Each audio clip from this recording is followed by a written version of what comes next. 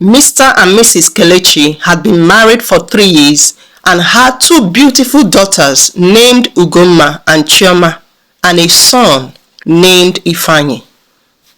While Ugoma was dark and chubby from birth, Chioma on the other hand was slim and fair. As the girls grew up, people would often refer to Chioma as the beautiful one and Ugoma as the ugly one. Gradually, Mr and Mrs Kelechi's affection drifted only in favor to Chioma. Ugoma, though being the first child, was often ignored. In their studies, however, Ugoma always excelled, especially in social sciences. Chioma, on the other hand, had no interest in any of the subjects. Amongst the 2 sisters, however, Chioma was the first to receive advances from men as they entered the university. While on campus, Chioma's provisions was promptly met by Mr and Mrs Kelechi, while Ugoma was always neglected. The primary reason why Ugoma was sent to school was to help her sister Chioma. Ada Bekemo, Madam Erimma would often call Chioma my hope of traveling far and wide and enjoying good life. But to the ugly Ugoma, she would often scold her, saying, "Look at how fat you are. You are a bad market. I don't even know where you came from." Ugoma often felt bad, but had nothing she could do about it. She therefore read her books and took her schoolwork quite seriously. Maybe, just maybe, she could be able to fend for herself by working hard. At school, Ugoma had to do some online work in order to get by with her feeding, but Chioma never bothered at anything. After all, she's the one who would eventually get her family their desired wealth. She can take her beauty sleep because the more beautiful she looked, the better her chances. Meanwhile, Ugoma concentrated on her studies, refusing to help Chioma or to be distracted by the life she had chosen to live. At the end of their first semester on campus, Ugoma passed her exams with flying colors. While Chioma could not pass her exams, their parents blamed Ugoma for her sister's inability to pass her exams. "You slut," they shouted at her, Mr Kelechi threatening to withdraw her unless she agrees to be transferred to Chioma's department in order to help her pass. Chioma saw Ugoma as nothing short but a slave. She would do her homework, cook the food, and do every chores. Any day Ugoma would quarrel with her for her bad behavior, Chioma will immediately call her parents. "If I get this kind of report again, I will stop paying your school fees," their parents would threaten. Thank God you are helping your sister in her schoolwork. If not, we won't even pay your fees in the first place, they will say. All this while, Ugoma had always felt humiliated. She would often walk with her face bowed to the ground. She could hardly socialize because she lacked confidence in herself. One day, while on campus, Ugoma met a guy on her way to her classes. "Hi," Ebuka said. "I have been watching you for some time on campus now, and I would really want us to be friends," he said. At this, Ugoma laughed and said, "Forget it, mister. I know your plans to use and dump me," she said. "But I am not that naive." Ebuka laughed heartily. "Just your voice makes me happy. I promise you, I won't even touch you unless we are married." Ugoma was surprised at him, but said, "I know your strategy, mister. But I promise you that it won't still work on me." Chioma, on the other hand, had numerous boyfriends.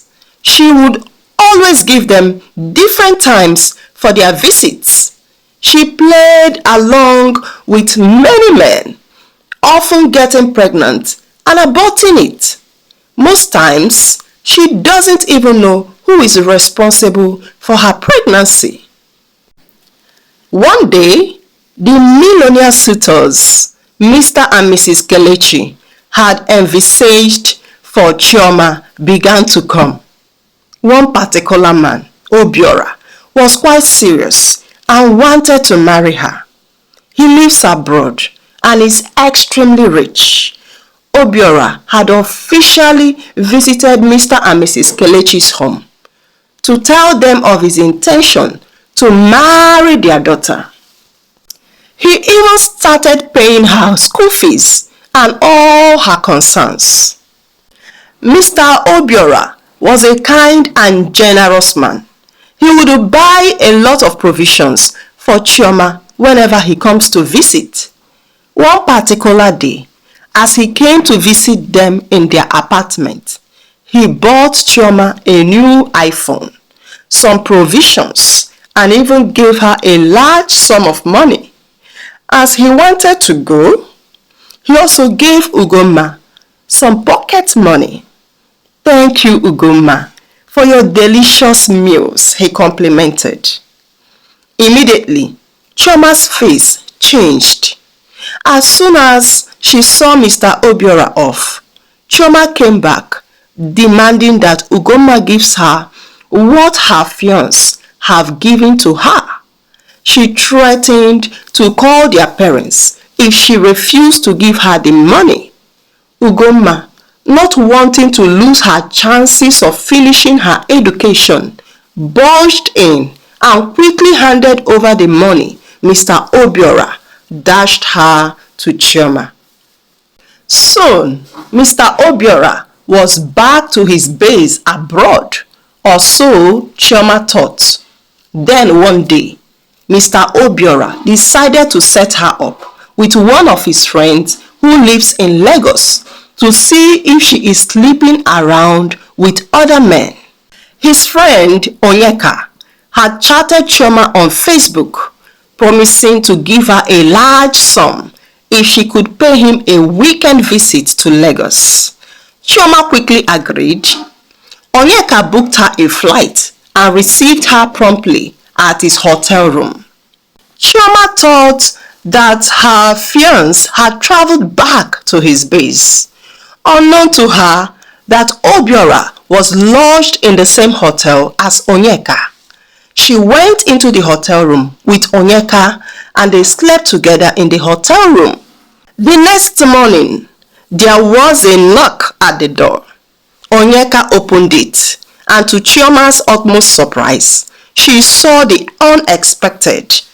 Mr. Obiora stood before her. Chioma felt like the ground should open and swallow her up. That was how Chioma lost her abroad husband. Meanwhile, after what seemed to be eternity, Ugoma finally agreed to have a relationship with Ebuka. Unknown to her that Ebuka was a prince and a heir to a vast business empire, he had also been well raised by his mother. One day, Ebuka said to Ugoma, "I have registered you in a gym. Can we go together?" Ugoma was ecstatic. For a man to care much about her as to register her for a gym, Ugoma joyfully started going to the gym with Ebuka. In 3 months' time, Ugoma had bounced to shape. Though she could not get herself to be slim, but yet she got a well-built body for which she was grateful and happy. Ugoma began to look well-built, happy, and radiant. Soon, many of the boys were all over her. They would start with compliments. "We never knew you are this beautiful," they would say. But Ebuka guarded his friendship with Ugoma jealously. Chioma came back from her weekend trip and cried from morning till night begging Mr. Obiora to reconsider marrying her. Which kind of woman begs a man to marry her? Obiora replied. Before they graduated from school, Ugoma and Ebuka were at Mr and Mrs Kelechi's house. I have come to ask for your daughter's hand in marriage, Ebuka said. First, Mr and Mrs Kelechi could not believe their eyes. How well built, lovely, and beautiful their daughter had become. Ugo, is this you? Asked Mrs. Kelechi, delighted at what she is seeing. You have changed a lot, added her father, Mr. Kelechi. They sat together to talk, and soon Ebuka introduced himself. I am Prince Ebuka from Isiodu ancient kingdom, he said. Thank you for giving birth to this lovely girl. I am here to seek her hand in marriage. Well, okay, all right. Is that so? Continued Mr. Kelechi, not knowing what to answer him. Soon, the girls were through with their final examinations, with Ugoma's traditional marriage fixed. Mr. Kelechi and his wife now turned around and began to announce their daughter Ugoma to their friends and folks. My daughter have really made us proud, said Mrs. Kelechi. She is getting married to a millionaire prince, she announced. Oh, is it the beautiful one? They would ask her. At this, Mrs. Kelechi was short of words. Now, what she had allowed is staring her into her face. She allowed one of her daughters to be called beautiful and the other to be called ugly. She even added fuel into the fire by constantly reminding Ugoma of how fat and ugly she is. Soon, the wedding invitation was out and the traditional marriage fixed. One day, Mrs. Kelechi gathered all her women group together. It is a royalty affair, and in the tradition of Isiodu, the prince had to build a befitting mansion for his future in-laws, buy them cars and uplift their status. Madam Kelechi could hardly contain herself as she expressed her joy to the women group. Fellow women of Okohia Kingdom, join me to celebrate, for God has done it for me. I am now a mother of the princess of the great Isiodu Kingdom. As Ugoma watched her mother from the window that evening, an intense anger burned within her. I wish you are not my mother, she thought. You stayed alive and championed my abuse from childhood to this stage, and now you have the mouth to talk. That night, Ugoma locked herself in her room and cried herself to sleep, remembering all her parents' words against her just because of her nature. The next morning, Mrs. Kelechi was at Ugoma's door knocking. She knocked till it was 12 noon, but received no response. Then she started crying, calling in all her neighbors. My daughter, she shouted. Look at how the devil wants to kill my joy by making my daughter to die few days to her wedding. Soon enough, her neighbors were gathered, and as they knocked on the door, Ugoma opened the door with swollen eyes and face. So now, I am your daughter, Mama. Where went your motherhood when you championed my abuse and made derogatory remarks about me when I was a child? When you compared me with my sister, calling her Adabeke and me a fat for nothing, a minus, a nincompoop. Ugoma said as she cried at the top of her voice. Madam Kelechi was dumbfounded. "So, you noticed all my ill treatment?" she asked in astonishment. "No," answered Mr. Andrew, who happened to have come in upon her distress call. "She's a zombie." "You think she will not know when she is wrongfully treated because she's a child?" "Even children knows when they are wrongfully treated," Mr. Andrews lectured her. Both Mr. Kelechi and Mrs. Kelechi were convicted and sorry of their actions. They wanted to kneel to apologize to Ugoma, but she quickly refused. Kneeling down instead, days later, Ugoma was married by Prince Ebuka, her heartthrob, in a lavish wedding ceremony. It was a royalty affair and the talk of the entire Okohia community.